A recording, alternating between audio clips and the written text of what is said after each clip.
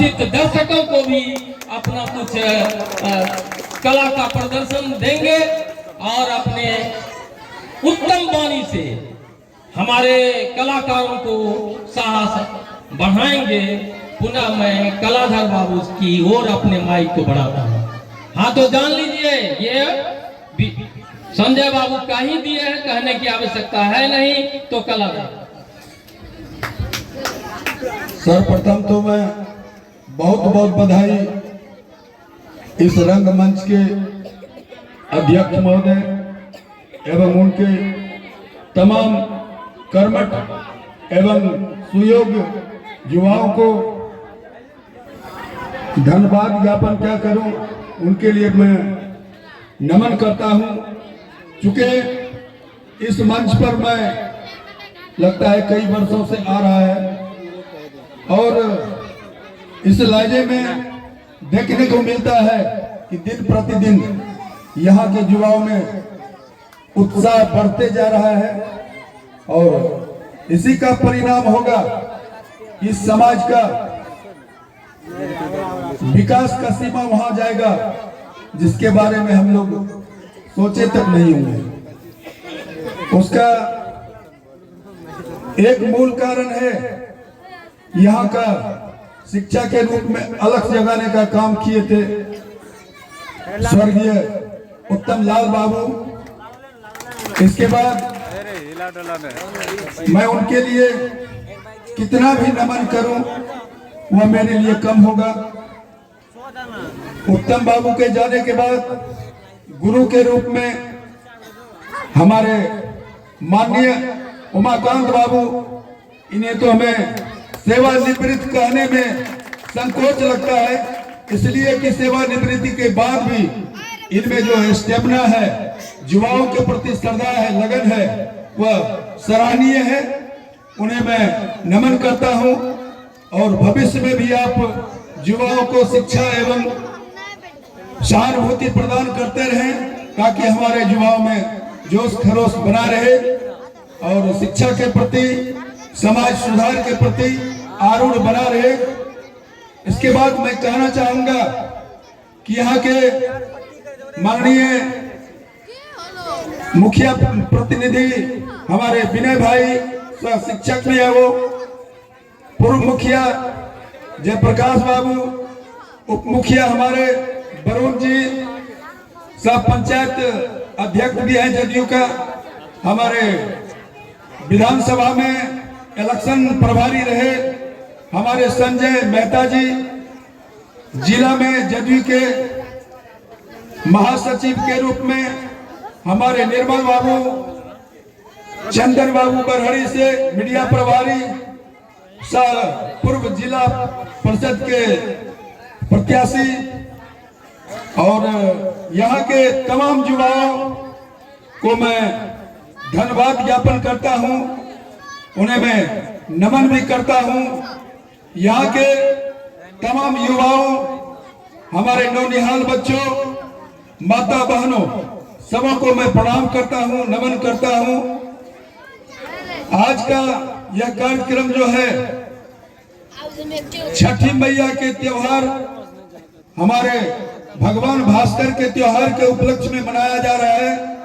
हमें लगता है सबको यह पता होगा कि हमारे बीच बहुत सारे त्योहार हुआ करते हैं, लेकिन यह त्योहार महापर्व के रूप में माना जाता है। उसका कारण यह है, अगर एक दिन से 2 दिन भगवान भास्कर का उदय नहीं हो तो पृथ्वी पर कोलाहल सा हो जाएगा, लोग सभी जीवा जंतु अस्त व्यस्त हो जाएंगे, ना जाने लोग क्या क्या सोचने लगेंगे। उनके बिना इस धरती पर किसी का जीवन संभव नहीं है, इसलिए इसे महापर्व कहा गया है।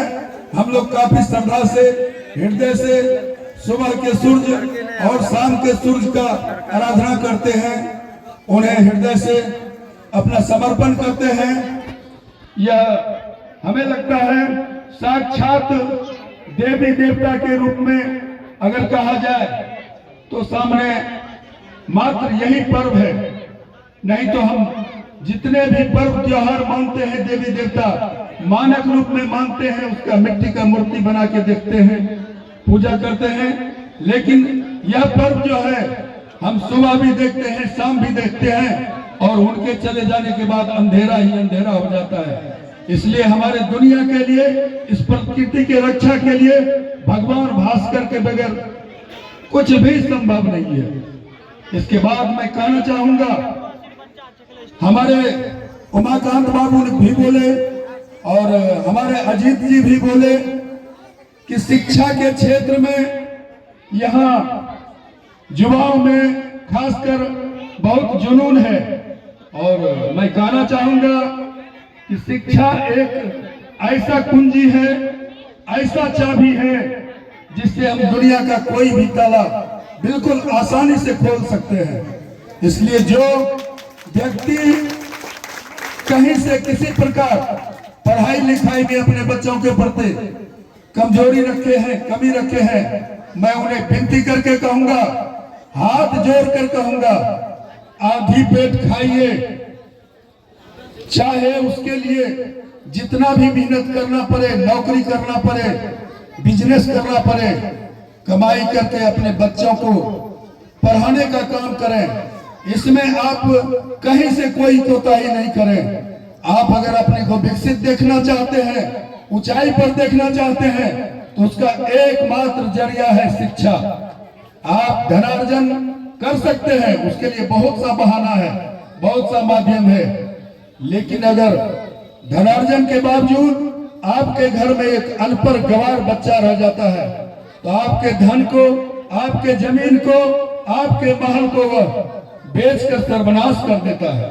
इसलिए मैं कहूंगा, उमाकांत बाबू और हमारे नन्हे लाडले अजीत जी भी बोले कि शिक्षा का बहुत बड़ा महत्व है। अगर हम चहुदिशी विकास चाहते हैं, अपने आप को उन्नत चाहते हैं, तो शिक्षा के लिए चाहे जितना करना पड़े, जितना सहना पड़े, इसे अपनाने का काम करेंगे। मैं बार बार विनती करता हूं। और एक बात मैं बोलना चाहूंगा, हमारे समाज में आज एक कुरीति सा फैला हुआ है जो नशा के रूप में है।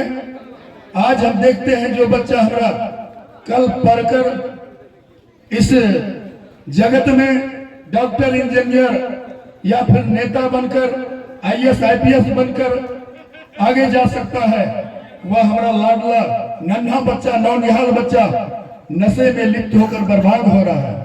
इसमें केवल बच्चों की कमी नहीं है। मैं कहना चाहूंगा कि जिनके बच्चे हैं वो, उस गार्जियन को भी मैं कहना चाहूंगा, आप भी अपने आप में सजग होने का काम करें।